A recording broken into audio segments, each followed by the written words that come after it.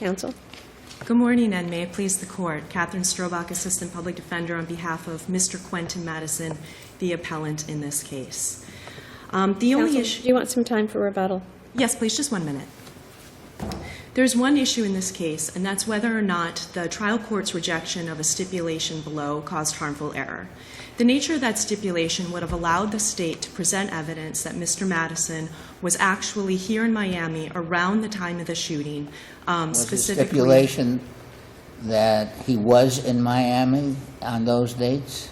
The stipulation was that a photograph... The offered stipulation. The offered stipulation, yes. Actually, and the state below agreed with the stipulation that specifically there was a picture, the evidence that the state wanted to introduce was a picture which was actually a booking photo or a mugshot, as well as some fingerprints.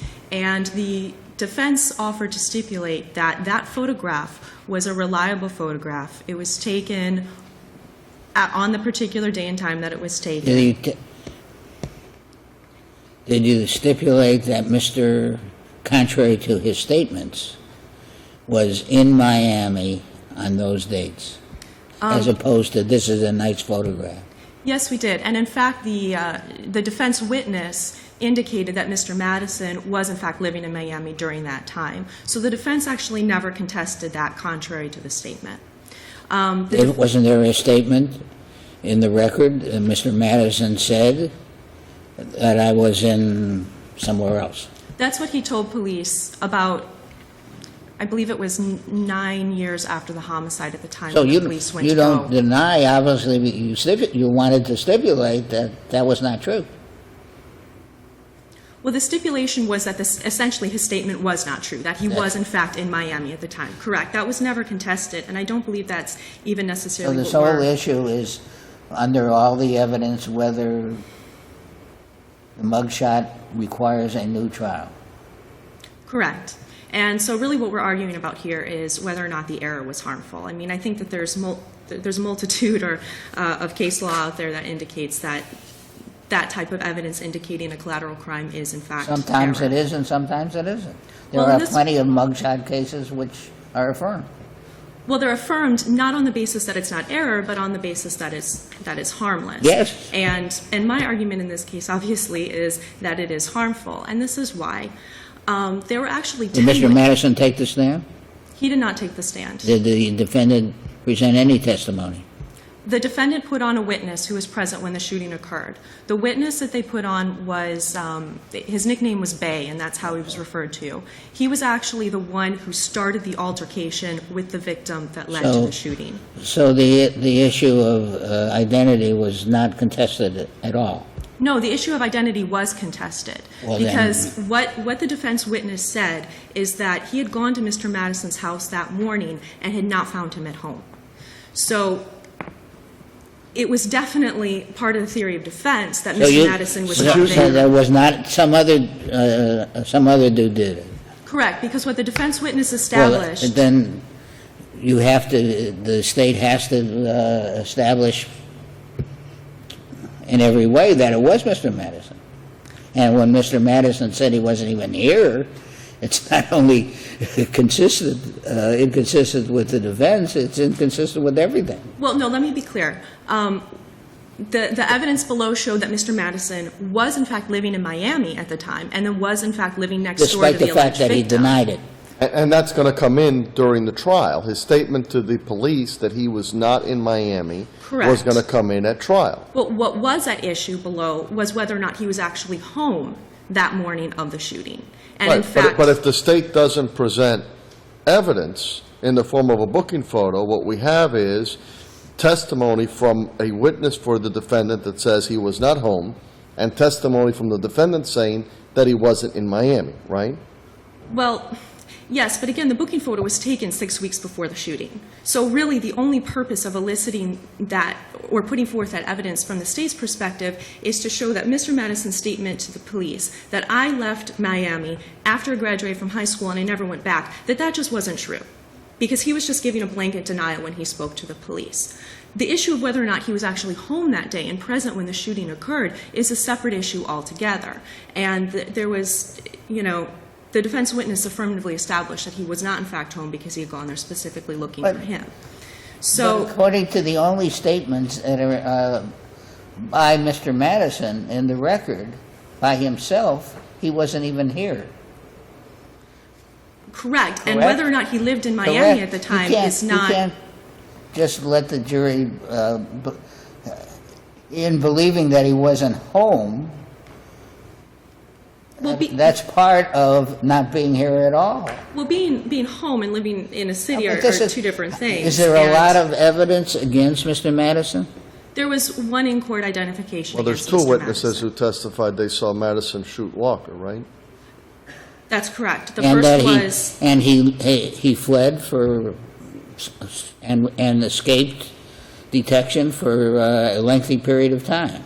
And then when he was apprehended in somewhere, Missouri, he said he hadn't been in Miami in 40 years or something. well, if I may first address the issue of the identifications, and I'll address Your Honor's points. As to the identifications, there was actually only one in-court identification, which was by the nephew of the alleged victim, who I believe was about 19 years old at the time of the shooting. The other identification came from Ayin Absalom, who was the 17-year-old mother of the victim's child. And she testified that she identified him out of court in a photo lineup. And they both testified that they saw Madison shoot Walker, right? Yes, they did. However, there were conflicts in the testimony. There were problems with Ayin's statements, which was the crux of the theory defense below. Miss Absalom had never seen. And the only affirmative testimony on your part is that Madison was not home? It could have been him because he wasn't there? Because he wasn't there. Correct. He wasn't there. But somebody undoubtedly shot the victim, correct? Somebody shot the victim, but the other thing that the defense witness established was that there was another gun on the scene, or that there was a gun on the scene that was actually in possession of the victim. And the victim did, in fact, have gunshot residue on his hands. This physical fight began between two people, and Mr. Madison wasn't involved in it at all. It was actually his friend who testified for the defense, and obviously the victim. And the young girlfriend of the victim testified that she identified Mr. Madison in a photo lineup, but she gave a description to the police that involved a hair description that was very different from what the other witness said. It was a difference between having an afro and having these very distinctive twisties. If the jury didn't believe that these identifications were terrific and acquitted him, you would have done a wonderful job at the trial. That's not the issue here. Well, it's whether this photograph establishing what you now and then agree to be true, although Mr. Madison, your client, said otherwise, requires a new trial. yes, but this is the problem specifically with the evidence that was introduced, if I may. The evidence wasn't just a booking photo. It was also an information, a judgment and a sentence showing that he had pled to a particular crime, namely which was a drug crime. That was especially problematic and prejudicial in this case, which was why both the state and defense agreed that information didn't have to come in, but the trial court overrode it. Now, the reason this was particularly prejudicial in this case is because the shooting supposedly happened at a drug house. And what started this whole altercation was the fact that somebody that the victim's family served drugs to broke into Mr. Madison's home. And his friend got upset about this and went to confront So the offense was a someone. justifiable homicide? No, the defense was A commendable that he- homicide? No, the defense was that there was insufficient evidence that he committed the shooting. Counsel, you're right up against your time. Thank you. Good morning. May it please the court, Linda Katz of the Attorney General's office, here on behalf of the state of Florida. Ms. Katz, you need to speak up, please. Before we get to the issue regarding the admissibility, I just want to bring the court's attention to a part of the record that I think is a little ambiguous. My opponent just made reference to the plea being placed in evidence.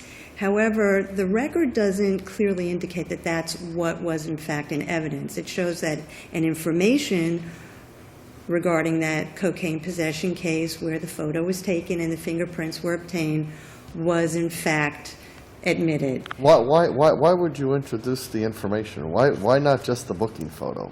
Well, the booking photo obviously was the But most that's it. important The thing. booking photo There was puts a them in Miami. stipulation- There was a stipulation as to the fingerprints being, The answer defendant's is there's no fingerprints. reason. It was overkill.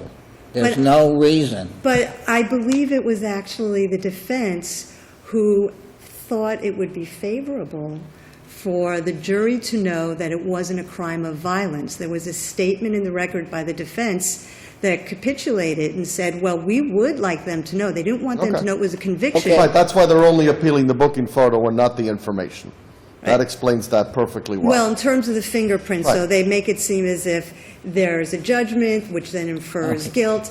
The Your bottom line your is, argument is harmless error, is it not? well, Is there I any- would like to. If that's a good argument, you don't need any It others. is, but I also rest on the portion of the brief which asserts it was an error based on the fact that the state was entitled to show the exculpatory statement was false.